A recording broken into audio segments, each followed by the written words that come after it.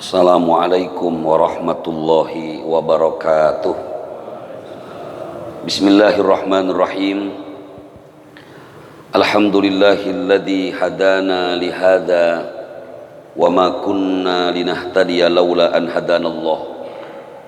Asyhadu an la ilaha illallah wahdahu la syarikalah wa asyhadu anna sayyidana wa nabiyyana Muhammadan abduhu wa rasuluh. Allahumma fasalli wa sallim wa barik ala hadan nabiyil karim sayyidina wa nabiyyina wa maulana Muhammadin sallallahu alaihi wasallam wa ala alihi wa sahbihi wa man tabi'ahum bi ihsanin ila yaumiddin wa la hawla wa la quwwata illa billahil aliyyil azim. Amma ba'd. Yaqulullahu subhanahu wa ta'ala fi kitabihil karim, a'udzu billahi minasy syaithanir rajim. Bismillahirrahmanirrahim. Wa ta'awanu 'alal birri wat taqwa wa la ta'awanu 'alal itsmi wal 'udwan. Al-ayah. Shadaqallahu maulana al-azim. Wallahu a'lamu bimuradi. Pengurus DKM yang saya hormati, para asatidzah yang saya muliakan, bapak-bapak dan saudara-saudara hadirin jamaah Majelis Ilmu Masjid Jami At-Taqwa yang dimuliakan Allah Subhanahu wa taala.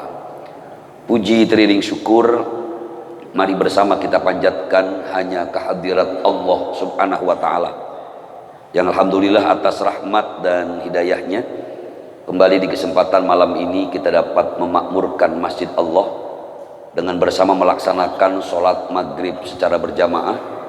Kita lanjutkan dengan sholat sunnah rawatib dan kita luangkan waktu kita sejenak untuk mengkaji ilmu-ilmunya Allah Subhanahu wa taala. Mudah-mudahan hadirnya kita menjadi sabab wasilah turunnya rahmat dan berkah dari Allah Subhanahu wa taala. Shalawat teriring salam kita mohonkan kepada Allah Subhanahu wa taala semoga senantiasa tercurah kemaharibaan junjungan Nabi besar kita Muhammad sallallahu alaihi wasallam kepada keluarga, kepada para sahabat dan kita umatnya yang insya Allah istiqomah sampai hari kiamat nanti. Mengawali majlis yang mulia ini, mari bersama kita baca satu umul kitab.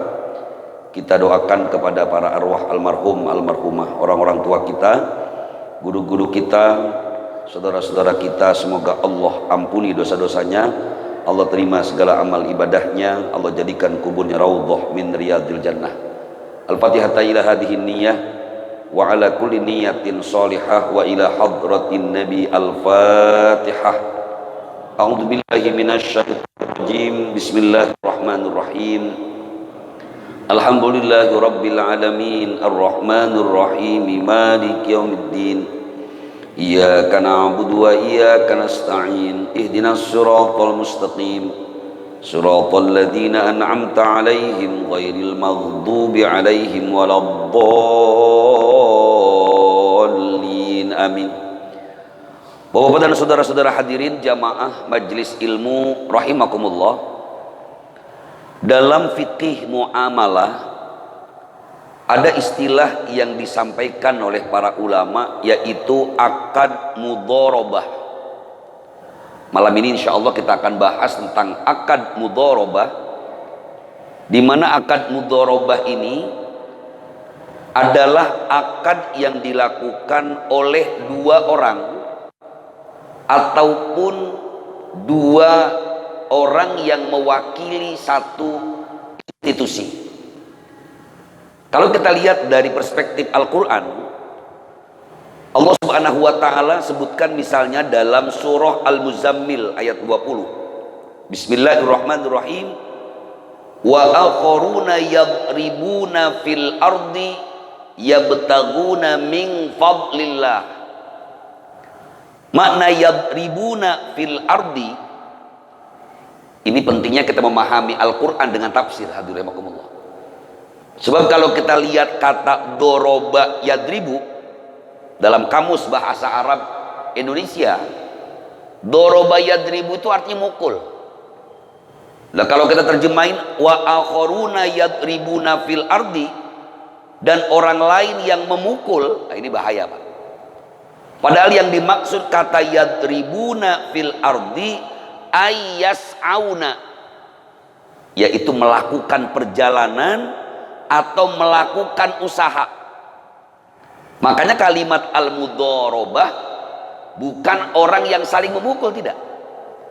Tapi makna mudharabah dalam fikih muamalah adalah kerjasama dua belah pihak. Kita tahu dalam Islam betapa agama kita ini mengajarkan setiap mukmin untuk saling tolong menolong, saling membantu. Tadi dalam muqaddimah saya bacakan firman-Nya, Bismillahirrahmanirrahim. Wa ta'awanu 'alal birri wat taqwa wa la ta'awanu 'alal itsmi wal udwan. Saling tolong menolonglah kamu dalam kebaikan dan takwa. Wa la ta'awanu 'alal itsmi wal udwan, dan jangan saling tolong menolong dalam dosa dan permusuhan. Nah, karena memang saling tolong menolong konsep dasar dari ajaran agama kita, kita tahu secara fitrah ada sekelompok orang yang memang punya harta tapi tidak punya kemampuan untuk melakukan usaha. Duitnya banyak, tapi kalau uangnya dipakai usaha, yakin nggak bisa dagang nih orang. Yang ada duitnya habis. Tapi di sisi lain kata ulama, ada orang wal akharu la malalahu walakin ladaihi al waktu wal khibratu. Ini akan mudharabah katanya. Karena secara fitrah ada sebagian orang yang punya harta, punya modal, tapi nggak punya kapabilitas usaha. Sementara sebagian yang lain lama lalahu, duit nggak punya, modal nggak punya, walakin ladaihil waktu wal khibratu, tetapi dia punya waktu dan pengalaman. Maka tadi saya bilang akad mudharabah itu adalah akad dua belah pihak. Yang pertama orang yang punya modal, yang kedua orang yang punya kemampuan usaha. Maka fayadkhulani fi aqdil mudharabah, maka kedua belah pihak inilah yang kemudian melakukan akad mudharabah. Maka sebagian ulama katakan akad mudharabah ini tidak terlalu jauh perbedaan maknanya dengan syirkah. Cuma yang mendasari perbedaannya, kalau syirkah biasanya join modal. Jadi kalau syirkah dalam fikih muamalah, dua orang atau lebih mengumpulkan modalnya, kemudian dipilih salah seorang untuk menjalankan usaha. Tapi kalau akad mudharabah, yang satu punya modal, yang satu punya pengalaman usaha. Dua orang ini melakukan akad yang disebut dalam fikih muamalah adalah akad mudharabah. Paham sampai di sini, Pak? Jadi dua orang, yang satu punya modal, yang satu punya kemampuan untuk usaha. Bagaimana dalilnya? Ternyata akad mudharabah ini adalah akad yang memang jelas pernah dilakukan oleh Nabi kita Muhammad Shallallahu Alaihi Wasallam. Diriwayatkan an Umar bin Khattab Amirul Mukminin, juga dari riwayat para sahabat, bagaimana para sahabat melakukan akad mudharabah. Nabi kita Muhammad SAW pernah melakukan mudharabah kepada ahli Khaybar.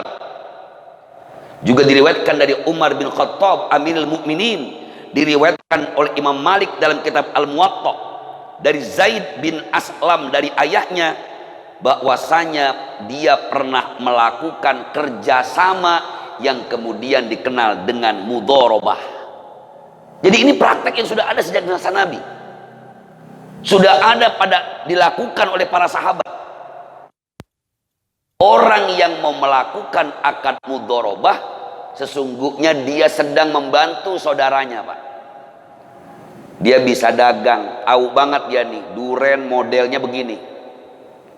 Pokoknya ada untungnya kalau dia yang dagang. Cuman nggak punya modal.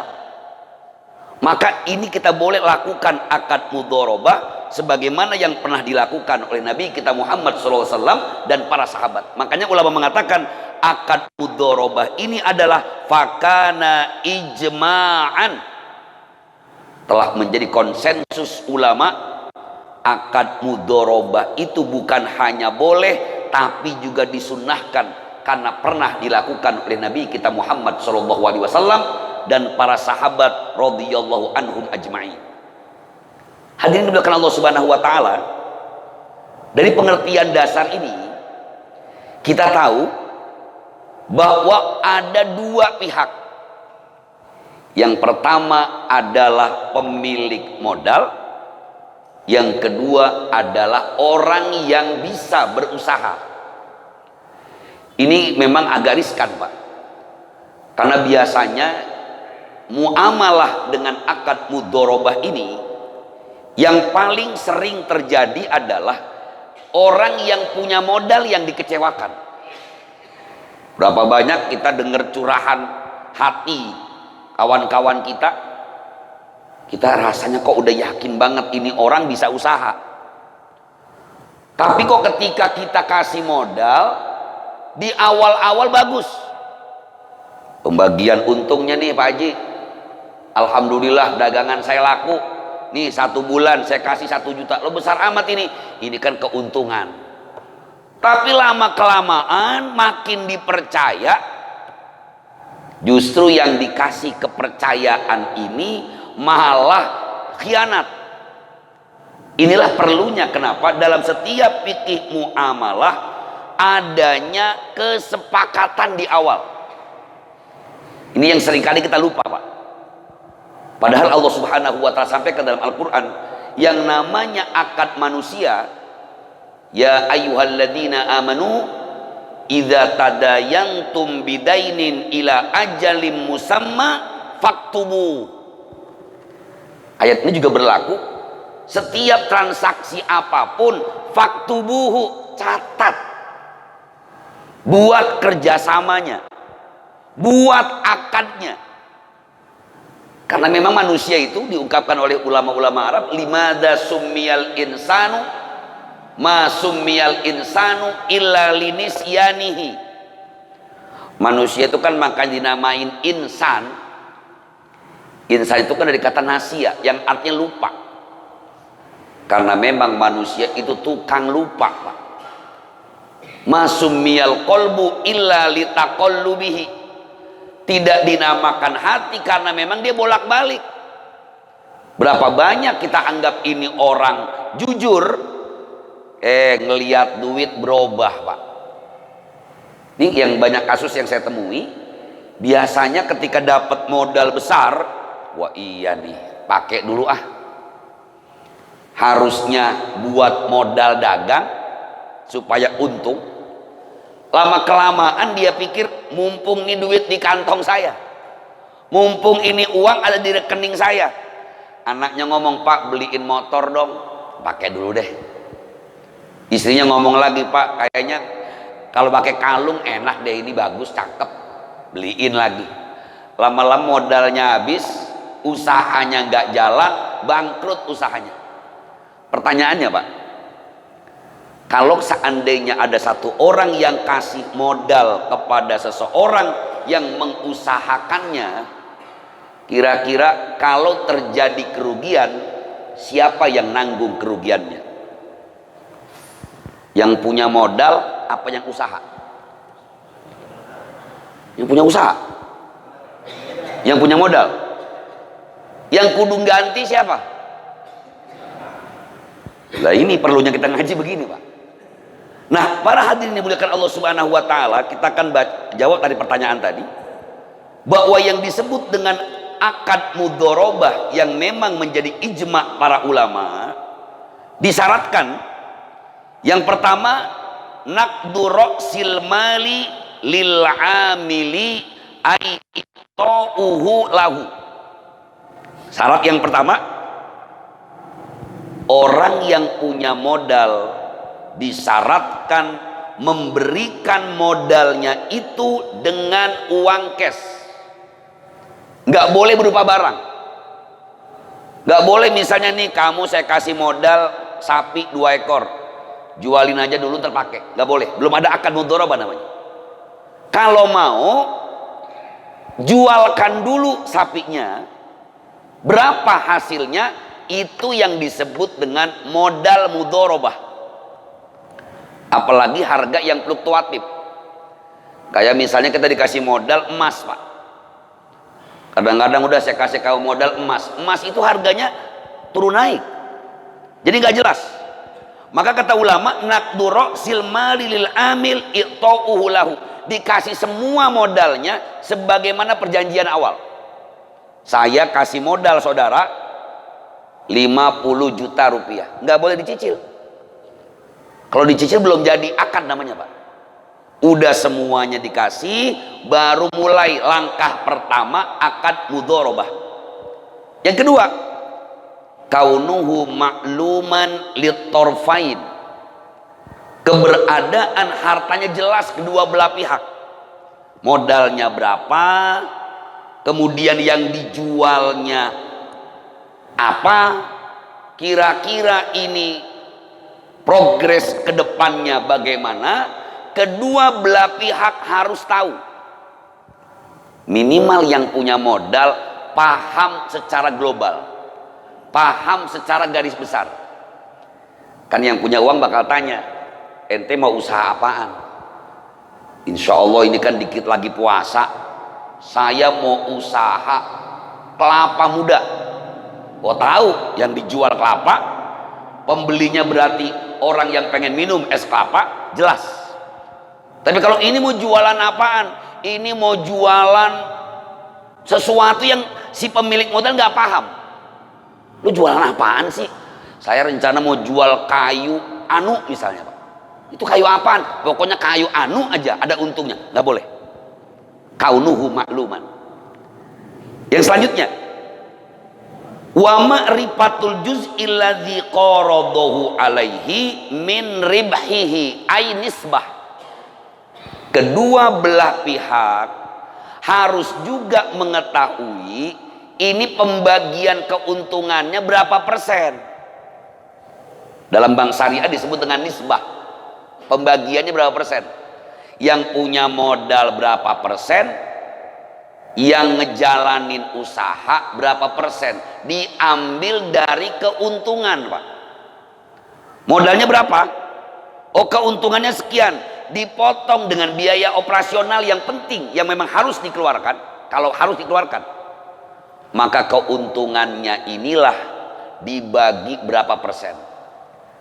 Tergantung kesepakatan.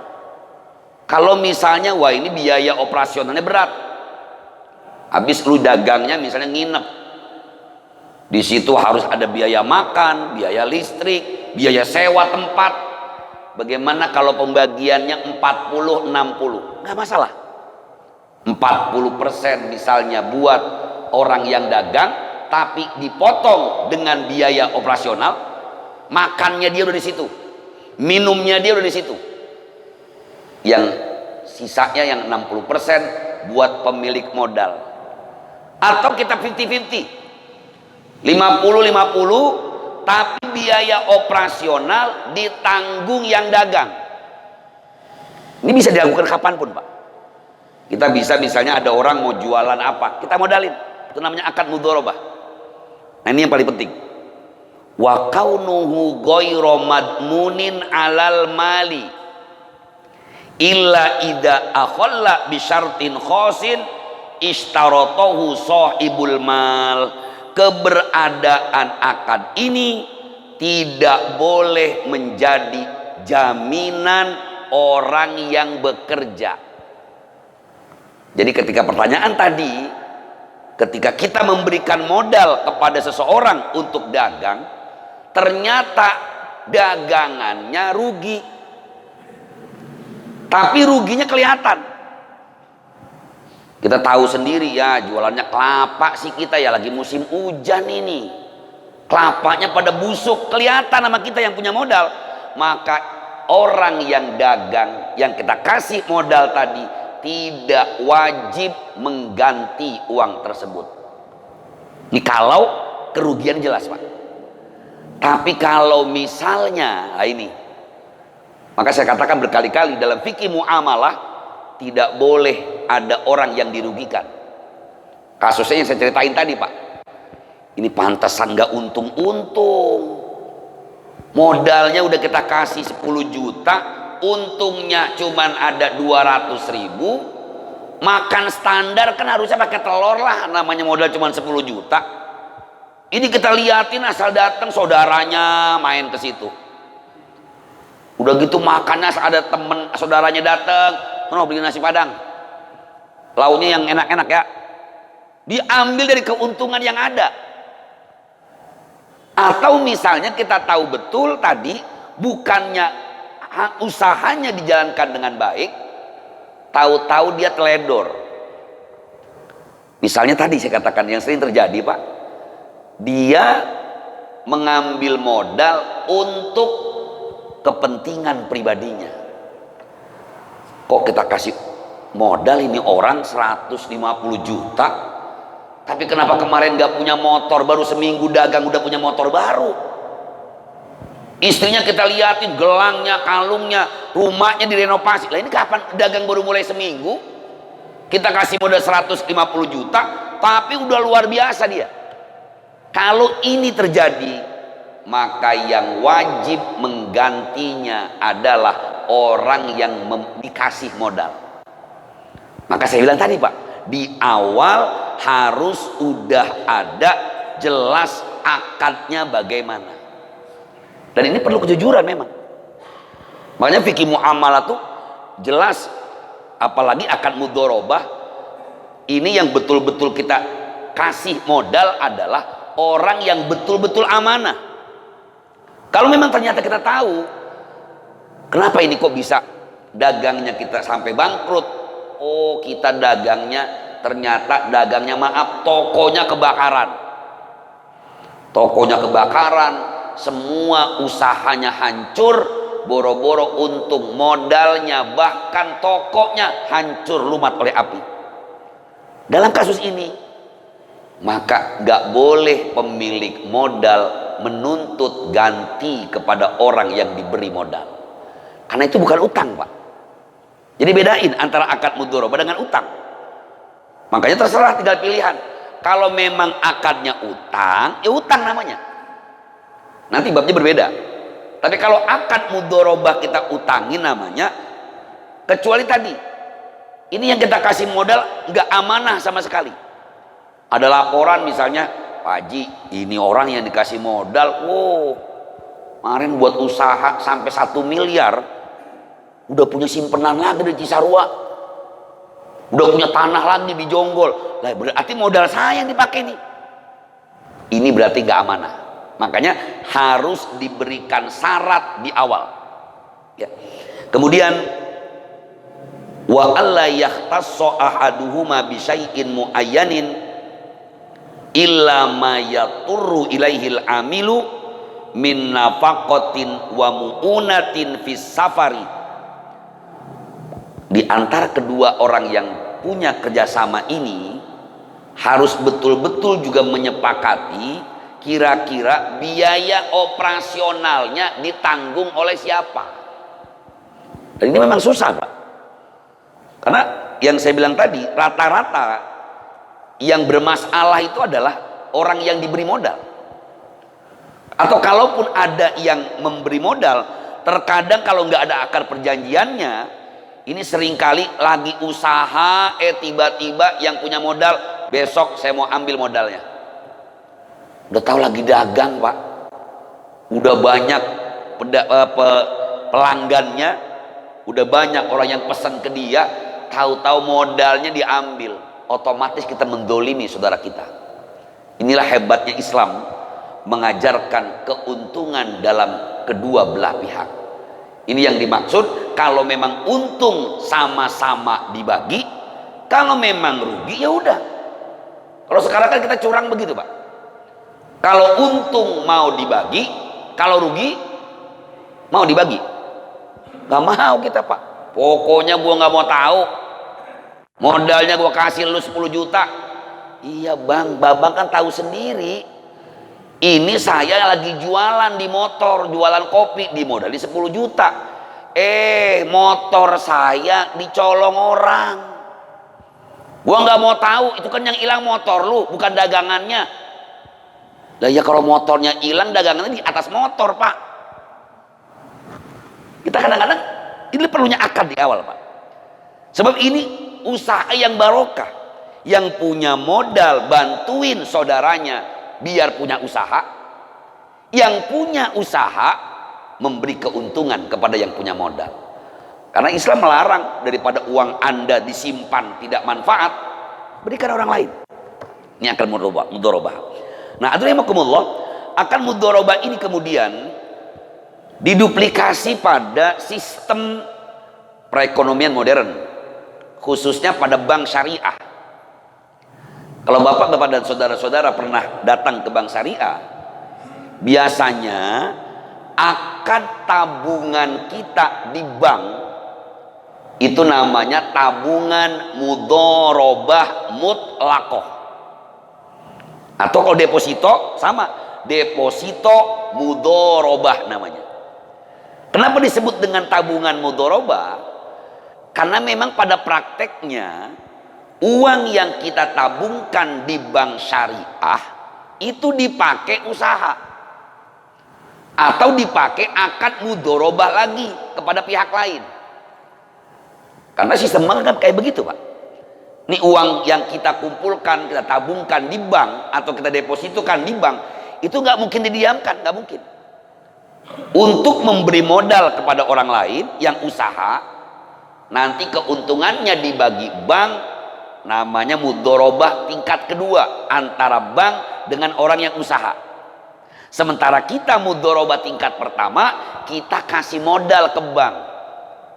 Jadi yang kaya kita sebenarnya Pak. Makanya biasanya sistem nisbah atau bagi hasil tadi, kalau cuma tabungan mudharabah ini cuma sekedar bonus. Karena nggak berani dia pakai Pak. Karena yang namanya tabungan kapan-kapan perlu, uangnya diambil nggak ada, repot. Namanya tabungan. Makanya ada namanya deposito mudharabah. Kalau di bank konvensional disebut dengan deposito berjangka. Jadi ketahuan, saya mau nyimpen uangnya selama 6 bulan misal. Kalau uangnya disimpan selama 6 bulan, maka nisbah keuntungannya misalnya 50-50. Nah, uang kita dipakai lagi buat orang yang usaha. Ketika dia usaha, dia nyicil modalnya, dia nyicil bagi hasil keuntungannya, maka keuntungan yang dibagi orang yang pinjem tadi buat usaha dibagi lagi buat kita yang modalin dari deposito syariah tadi, deposito mudharabah. Ini sistem mudharabah modern yang dipraktekkan oleh bank syariah. Memang kalau bank, karena dia institusi yang berpengalaman, tentu lebih aman Pak.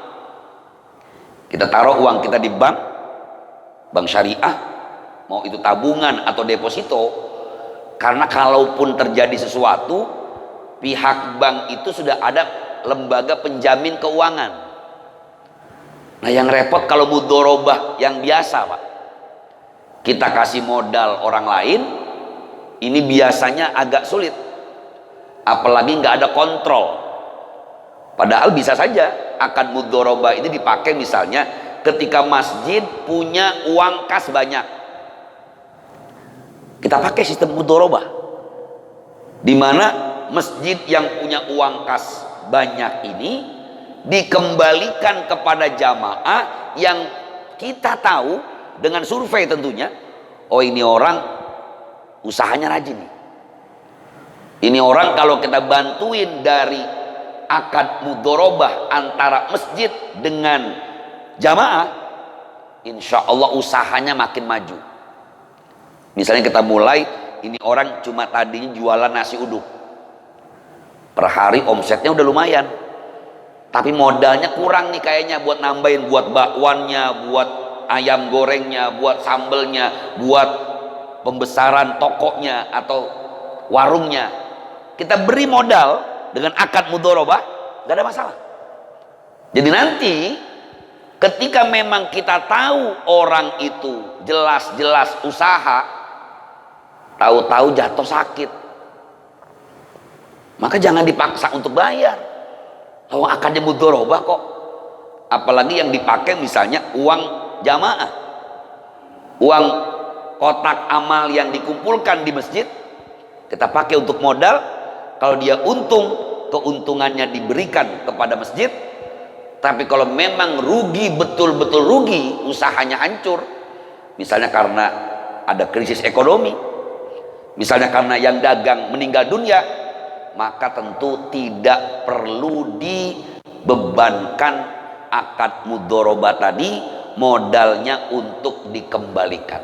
Karena konsep lagi-lagi hadirin rahimakumullah adalah wa ta'awanu 'alal birri wat taqwa wa la ta'awanu 'alal itsmi wal udwan. Nah, hadirin rahimakumullah, akad mudharabah ini ada yang disebut dengan akad mudharabah al-mutlaqah. Apa itu akad mudharabah al-mutlaqah?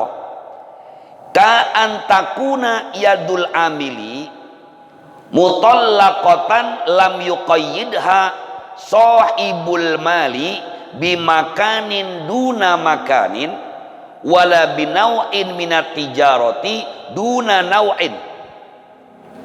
Tadi saya bilang dalam prinsip bank syariah biasanya dipakai akad mudharabah al-mutlaqah. Karena kalau bapak nabung di bank syariah atau bapak naruh deposito di bank syariah, kita biasanya mempercayakan kepada pihak bank, terserah uang saya mau dipakai usaha apa aja, yang penting halal. Bapak nggak pernah dikasih tahu, Pak, saya nih pihak bank dipakai uangnya buat usaha ini enggak. Itu namanya akad mudharabahnya al-mutlaqah. Sedangkan yang kedua namanya surah al-mudharabah al-muqayyadah. Ini adalah bentuk yang khusus, ditentukan, terikat. Kalau tadi bebas, kalau yang ini ada syarat. Misalnya si kamu dagangnya harus di sini, kamu dagangnya harus ini, nggak boleh dagang yang lain. Walaupun tentu pada prinsip yang awal tadi sama-sama barang yang halal, tapi kalau mudharabah muqayyadah ini yang dijualnya ditentukan oleh si pemilik modal. Hadirin dimuliakan Allah Subhanahu wa taala, betapa indahnya Islam mengajarkan ketika kita berusaha dengan jujur. Ini kalau dipraktekkan sebenarnya Pak, akan banyak melahirkan orang-orang yang bisa usaha, bisa melahirkan orang-orang yang punya kemampuan bermuamalah, kemampuan berusaha, tapi kendalanya di modal. Karena dibantu oleh saudaranya yang memiliki modal, dia bisa punya usaha sendiri, sehingga akhirnya yang ibarat orang yang punya jadi mustahik zakat karena dia miskin, karena dikasih modal tadinya mustahik, dia naik menjadi muzaki. Yang tadinya tangannya di bawah menjadi tangan yang di atas.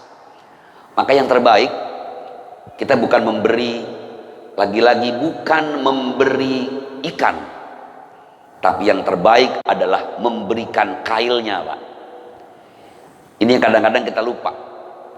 Kita lebih seneng kasihin orang sedekah ketimbang mengajarkan mereka usaha. Padahal kalaupun uang zakat dipakai untuk itu nggak masalah. Mau dipakai akad mudharabah misalnya, supaya orang-orang miskin tadi tidak menjadi orang yang tangannya di bawah, yang minta terus, yang nungguin zakat terus, yang nungguin sodako terus. Karena Islam mencela orang-orang yang kerjaannya minta-minta.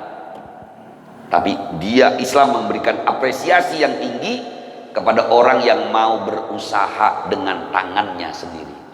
Inilah para hadirin yang dimuliakan Allah Subhanahu wa taala, beberapa kajian kita di kesempatan malam hari ini tentang akad mudharabah.